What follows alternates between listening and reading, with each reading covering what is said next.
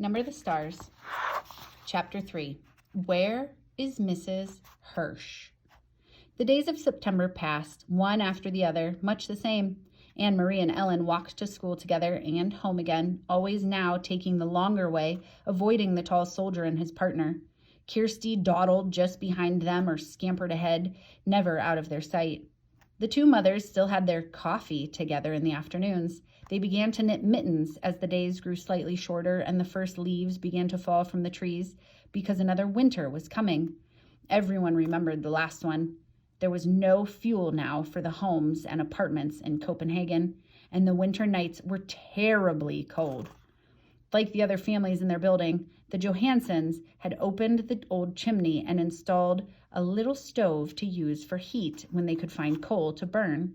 Mama used it too, sometimes for cooking, because electricity was rationed now. At night, they used candle lights for light. Sometimes Ellen's father, a teacher, complained in frustration because he couldn't see in the dim light to correct his students' papers. "Soon, we will have to add another blanket to your bed," Mama said one morning as she and Anne-Marie tidied the bedroom. "Kirsty and I are lucky to have each other for warmth in the winter," Anne-Marie said. "Poor Ellen, to have no sisters." "She will have to snuggle in with her Mama and Papa when it gets cold," Mama said, smiling. "I remember when Kirsty slept between you and Papa. She was supposed to stay in her crib, but in the middle of the night, she would climb out and get in with you," Anne-Marie said, smoothing the pillows on the bed.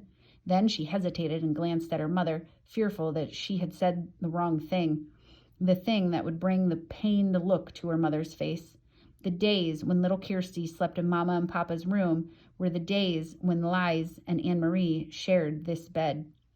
But Mama was laughing quietly. "I remember too," she said. "Sometimes she wet the bed in the middle of the night." "I did not," Kirsty said haughtily from the bedroom doorway. "I never ever did that." Mama, still laughing, knelt and kissed Kirsty on the cheek. "Time to leave for school, girls," she said. She began to button Kirsty's jacket. "Oh dear," she said suddenly. "Look, this button has broken right in half. Anne-Marie, take Kirsty with you after school to the little shop where Mrs. Hirsch sells thread and buttons. See if you can buy just one to match the others on her jacket. I'll give you some kroner. It shouldn't cost very much." But after school, when the girls stopped at the shop, which had been there as long as Anne-Marie could remember, they found it closed. There was a new padlock on the door and a sign, but the sign was in German. They couldn't read the words. "I wonder if Mrs. Hirsch is sick," Anne-Marie said as they walked away. "I saw her Saturday," Ellen said. "She was with her husband and their son. They all looked just fine. Or at least the parents looked just fine. The son always looks like a horror." She giggled. Anne-Marie made a face. The Hirsch family lived in the neighborhood, so they had seen the boy, Samuel, often. He was a tall teenager with thick glasses, stooped shoulders, and unruly hair. He rode a bicycle to school, leaning forward and squinting, wrinkling his nose to nudge his glasses into place. His bicycle had wooden wheels, now that rubber tires weren't available, and it creaked and clattered on the street. "I think the Hirsches all went on a vacation to the seashore," Kirsty announced. "And I suppose they took a big basket of pink frosted cupcakes with them," Anne-Marie said sarcastically to her sister. "Yes, I suppose they did," Kirsty replied. Anne-Marie and Ellen exchanged looks that meant, "Kirsty is so dumb." No one in Copenhagen had taken a vacation at the seashore since the war began. There were no pink frosted cupcakes. There hadn't been for months. Still, Anne-Marie thought, looking back at the shop before they turned the corner, where was Mrs. Hirsch?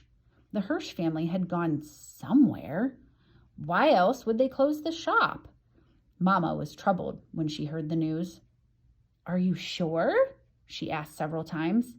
"We can find another button someplace," Anne-Marie reassured her. "Or we can take one from the bottom of the jacket and move it up. It won't show very much." But it didn't seem to be the jacket that worried Mama.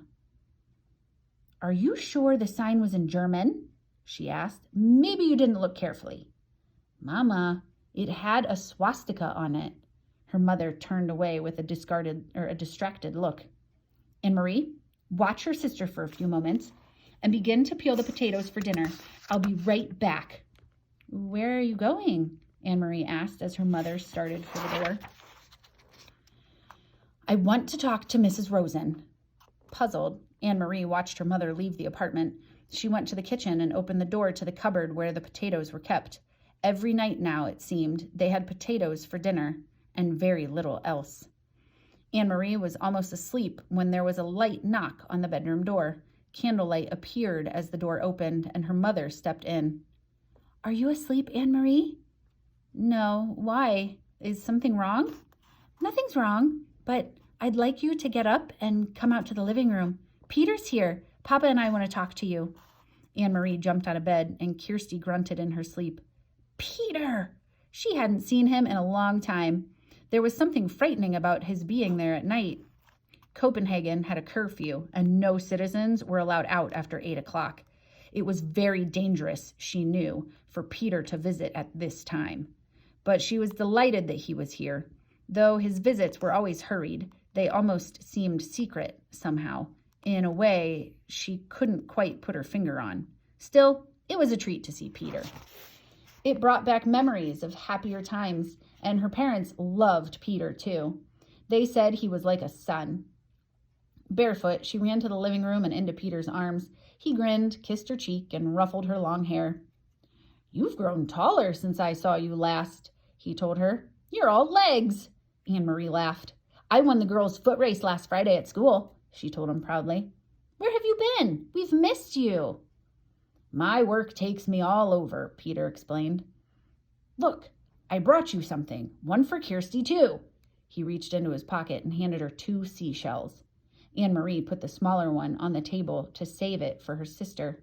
She held the other in her hands, turning it in the light, looking at the rigid, pearly surface.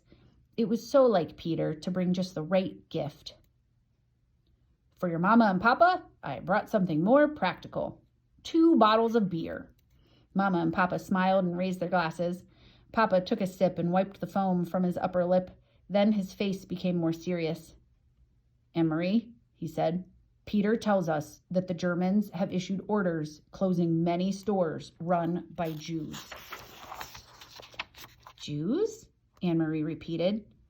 "Is Mrs. Hirsch Jewish? Is that why the button shop is closed? Why have they done that?" Peter leaned forward. "It is their way of tormenting. For some reason, they want to torment Jewish people. It has happened in the other countries. They have taken their time here, have let us relax a little, but now it seems to be starting." "But why the button shop? What harm is a button shop? Mrs. Hirsch is such a nice lady. Even Samuel, he's a dope, but he would never harm anyone. How could he? He can't even see with his thick glasses." Then Anne-Marie thought of something else. If they can't sell their buttons, how will they earn a living? "Friends will take care of them," Mama said gently. "That's what friends do." Anne-Marie nodded. Mama was right, of course. Friends and neighbors would go to the home of the Hirsch family, would take them fish and potatoes and bread and herbs for making tea. Maybe Peter would even take them a beer. They would be comfortable until their shop was allowed to open again. Then suddenly she sat upright, her eyes wide. "Mama," she said, "Papa, the Rosens are Jewish too." Her parents nodded, their faces serious and drawn. "I talked to Sophie Rosen this afternoon, after you told me about the button shop," Mama said. "She knows what is happening, but she doesn't think that it will affect them." Anne-Marie thought and understood. She relaxed. "Mr. Rosen doesn't have a shop. He's a teacher.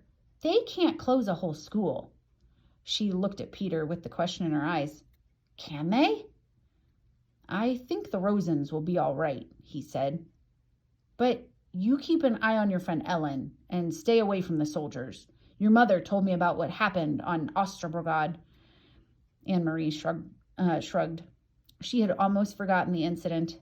"It was nothing. They were only bored and looking for someone to talk to, I think." She turned to her father. "Papa, do you remember what you heard the boy say to the soldier? That all of Denmark would be the king's bodyguard?" Her father smiled. "I have never forgotten it," he said. Well, Anne-Marie said slowly, now I think that all of Denmark must be bodyguard for the Jews as well. So we shall be, Papa replied. Peter stood. I must go, he said. And you, Longlegs. It is way past your bedtime now. He hugged Anne-Marie again. Later, once more in her bed, beside the warm cocoon of her sister, Anne-Marie remembered how her father had said 3 years before that he would die to protect the king, that her mother would too, and Anne-Marie, 7 years old, had announced proudly that she also would. Now she was 10, with long legs and no more silly dreams of pink frosted cupcakes. And now she and all the Danes were to be bodyguard for Ellen and Ellen's parents and all of Denmark's Jews. Would she die to protect them? Truly? Anne-Marie was honest enough to admit, there in the darkness to herself, that she wasn't sure. For a moment she felt frightened, but she pulled the blanket up higher around her neck and relaxed. It was all imaginary, anyway, not real. It was only in the fairy tales that people were called upon to be so brave, to die for one another, not in real-life Denmark. Oh, there were the soldiers, that was true, and the courageous resistance leaders who sometimes lost their lives, that was true too. But ordinary people like the Rosens and the Johansons? Anne-Marie admitted to herself, snuggling there in the quiet dark, that she was glad to be an ordinary person who would never be called upon for courage.